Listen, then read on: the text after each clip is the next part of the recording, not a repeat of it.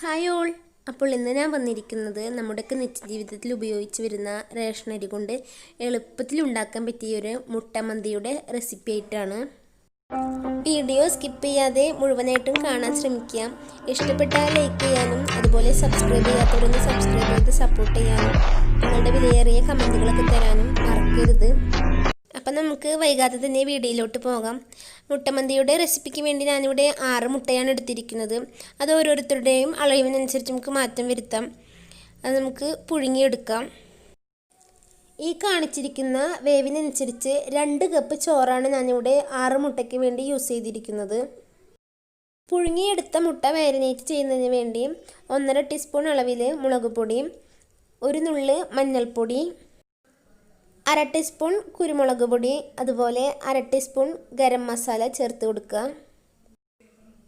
ആവശ്യത്തിന് ഉപ്പും കൂടി ചേർത്ത് കൊടുക്കുക.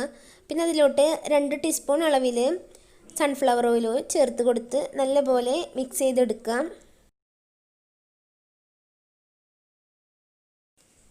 ഈ മസാലയിൽ 1 ടീസ്പൂൺ വെള്ളം കൂടി ചേർത്ത് കൊടുത്ത് നല്ലപോലെ പേസ്റ്റ് രൂപത്തിലാക്കി എടുക്കുക. പുഴുങ്ങിയെടുത്ത മുട്ട നമുക്ക് ഈ മസാലയിൽ ചേർത്ത് കൊടുത്ത് നല്ലപോലെ പുരട്ടിയെടുക്കാം. മസാല പുഴുങ്ങിയ മുട്ട നമുക്കൊന്ന് കത്തി കൊണ്ട് വരിഞ്ഞു കൊടുക്കുന്നത് നല്ലതായിരിക്കും.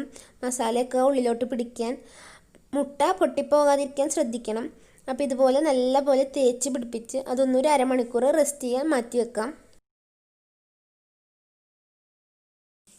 വേവിച്ച് വെച്ച ചോറിനെ നമുക്കൊന്ന് മന്തി റൈസായിട്ട് മാറ്റിയെടുക്കാം. അതിന് വേണ്ടി ഒരു പാൻ ചൂടായി വരുമ്പോൾ ആവശ്യത്തിന് സൺഫ്ലവർ ഓയിൽ ചേർത്ത് കൊടുക്കാം. മന്തി റൈസ് തയ്യാറാക്കുമ്പോൾ എപ്പോഴും ഓയിലാണ് യൂസ് ചെയ്യേണ്ടത്, വെളിച്ചെണ്ണ യൂസ് ചെയ്യാൻ പാടില്ല. അതിലോട്ട് ഞാൻ സ്പൈസസ് ചേർത്ത് കൊടുക്കുന്നുണ്ട്. അത് നല്ലപോലെ ഒന്ന് മൂത്ത് വരുമ്പോൾ 1/2 കഷ്ണം സവാള അരിഞ്ഞത് കൂടി ചേർത്ത് കൊടുത്ത് നല്ലപോലെ വഴറ്റിയെടുക്കുക.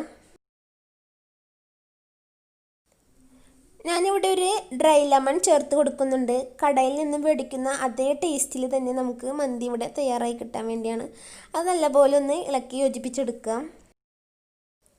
അതിലോട്ട് മാറ്റി വെച്ചിരിക്കുന്ന 2 കപ്പ് ചോറ് ചേർത്ത് കൊടുത്ത് നല്ലപോലെ ഇളക്കി യോജിപ്പിച്ചെടുക്കാം.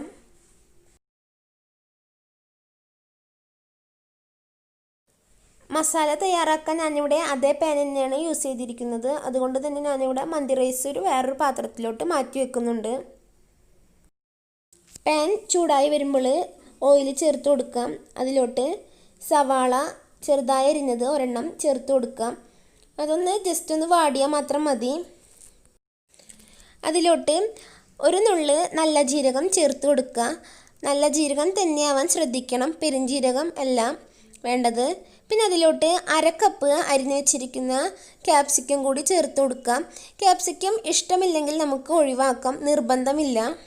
ഇതെല്ലാം യോജിച്ച് വരുമ്പോൾ അതിലോട്ട് ഒരു ചെറിയ തക്കാളി ഗ്രൈൻഡ് ചെയ്തത് അതിലോട്ട് ചേർത്ത് കൊടുക്കാം. നന്നായി യോജിപ്പിച്ചെടുക്കാം.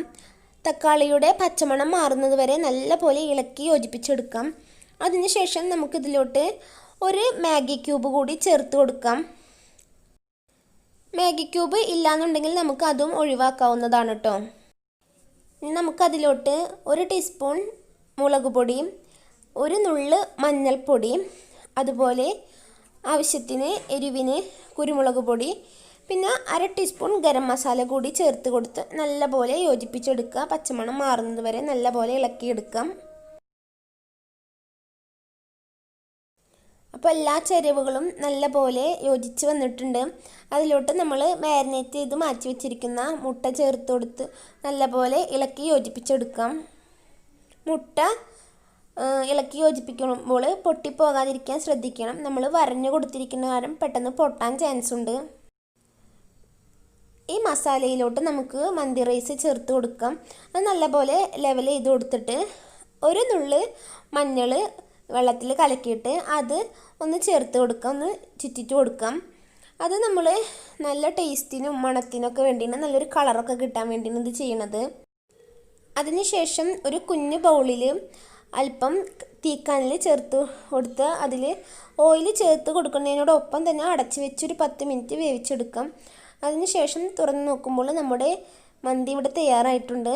നല്ല ടേസ്റ്റി ആൻഡ് സൂപ്പർ മന്തി റൈസാണിത്.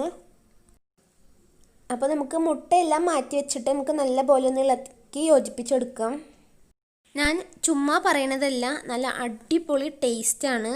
തീർച്ചയായിട്ടും ട്രൈ ചെയ്ത് നോക്കി ഇഷ്ടപ്പെട്ടാൽ മാത്രം ലൈക്ക് ചെയ്യുക, കമൻറ്റ് ചെയ്യുക. അപ്പോൾ റേഷനരി കൊണ്ടാണ് ഈ ഒരു മന്തി റൈസ് തയ്യാറാക്കിയതെന്ന് നമുക്ക് പറഞ്ഞറിയിക്കാൻ പറ്റില്ല, അത്രക്കും ടേസ്റ്റാണ്. വീഡിയോ ഇഷ്ടപ്പെട്ടാൽ ലൈക്ക് ചെയ്യുക, കമൻറ്റ് ചെയ്യുക. പതിവ് പോലെ സബ്സ്ക്രൈബ് ചെയ്യാത്തവർ സബ്സ്ക്രൈബ് ചെയ്ത് സപ്പോർട്ട് ചെയ്യാൻ മറക്കരുത്. അപ്പോൾ അടുത്ത വീഡിയോയിൽ പുതിയ റെസിപ്പി ആയിട്ട് കാണുന്നത് വരെ thank you for watching. Bye bye.